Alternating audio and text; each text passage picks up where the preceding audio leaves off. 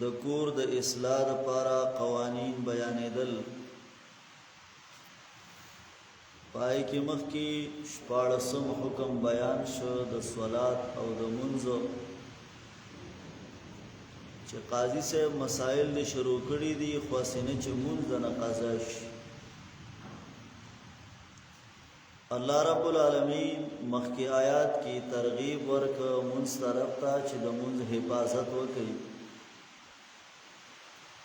دی آیت مبارکه کې الله رب العالمین اهمیت د منځ ذکر کوي چې دا منځ دومره اهم عبادت دی چې دا کته پیدل کې نو پیدل بدا منځ کوي او کچرته د پیدل شانس تا ته نه یو پزمکه باندې نشي کولای خطرې نو پسورلې باندې اومونس کولای شي. جنگي حالاتو کې دا مسله ده چې بیا پسورلې باندې اوم تمونس کولای شي او چې کم طرف ته مخې دي څه مسله نشته ځکه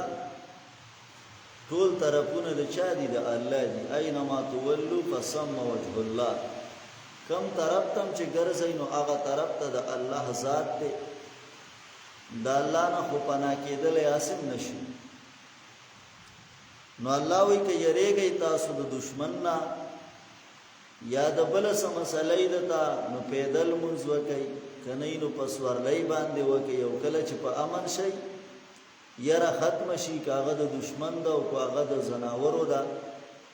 نو بیا الله یادوي څنګه چې د تخودنه کړی دا یعنی په دې طریقه باندې مونږ کوي څنګه چې دا مونږه مونږ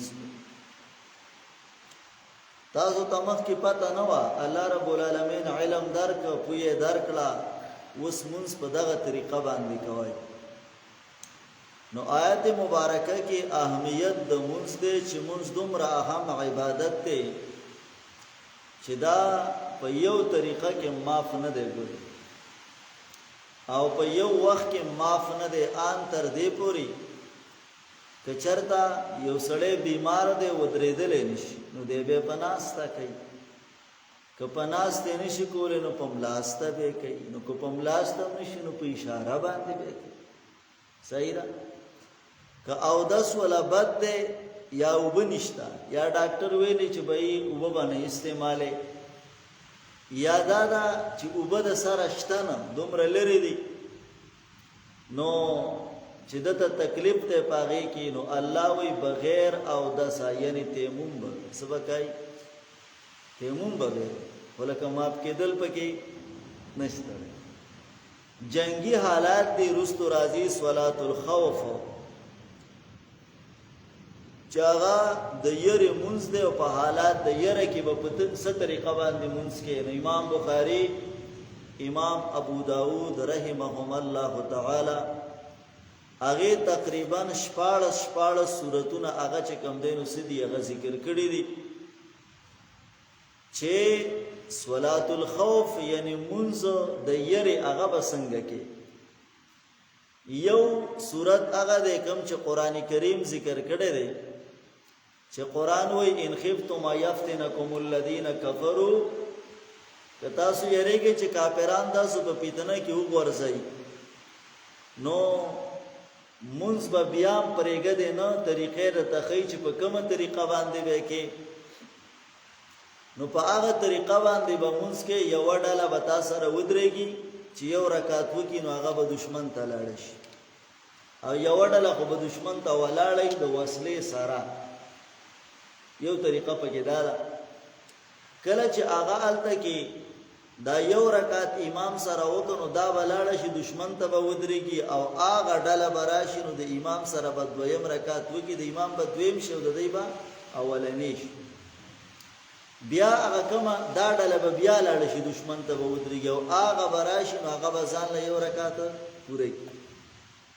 او بیا به دی بیا لاړ شي دشمن ته به ودرېږي نو هغه به بیا راشي نو بل رکعت بزان له پوره کې ځکه چې سفر هم دی او صلات الخوف هم دی نو منځ نیم دی نو دو رکعات دي او که څلوري جو هم په دغه طریقه باندې 2 رکعاته به د امام سره وکي بیا به د علاج دشمن ته هغه براشي هغه به 2 رکعاته د امام سره وکي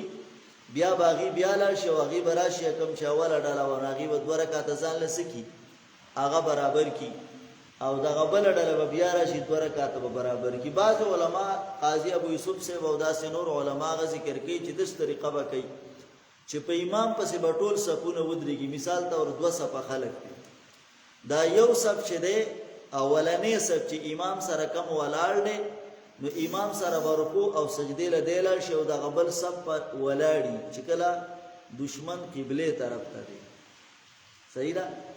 نو دا به ولاړی او دا یو صف به یو رکعت برابر کی چې یو رکعت برابر شي نو دغه مخکنه صف بره وسګیر ولګي شاته بلل شي واغه صف مخ کې راشي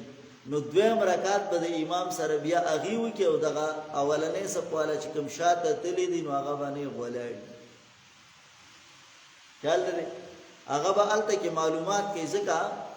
د وسلې سره جنگ ځان له فضیلت لري ګوري ها وسلې سره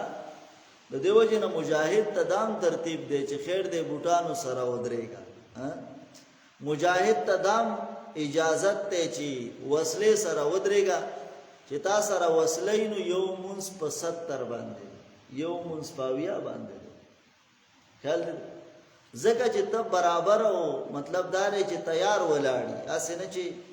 بیا چې وسله راخلې واخوا دی خو جستانه وړه استلې نو خیال دې د دې وجنا هدي آیات مبارکه کې الله رب العالمین اهمیت د مون ذکر کوي چې مون دومره اهم عمل له چې ګوره ما په یو طریقه کې هم نه دی اللباب کې د ابن العربي قول ذکر کړی دی وی دا منز پشان د ایمان دی د ایمان او مثال وی د شهادتینو دی څنګه چې شهادتین هغه ما پنی دی پوښ وکنه نو دا سه یو وخت کې ملکستانه ساقطیږي نه چې ګنستانه د ایمان په څو وخت کې ساقط شي نو دغه سه مون چې دی نو هغه مستانه ساقطیږي نه یو وخت کې هم درته ما نه لکه مثال تورې زکات ته زکات یو فرضي عبادت ده کنه ده خو چې ته غریب شي نو ستانه ساقط شي اوس مخ کې ستا وسو طاقت وو مال در سره زکات دی ورکو بس د الله رب العالمین کارو غریبی را لنه اوس د باندې زکات نشته ده یا حج ده مثلا تا باندې حج فرض ده او مال در سره ده اوس خدا نه خواسته ډاکوانو د نه واغست نو غریب شي کنه نو چې غریب شي نو دغه ته معاف شه حج د څه شه معاف شه خو مونږ کې معافي نشته دی وایي په خبره یو هغه سړی چې هغه باندې بالکل بیهوشي راشي سړی بیهوش شي هغه ته بیا څه دی او دا بیهوشي د ورځې او د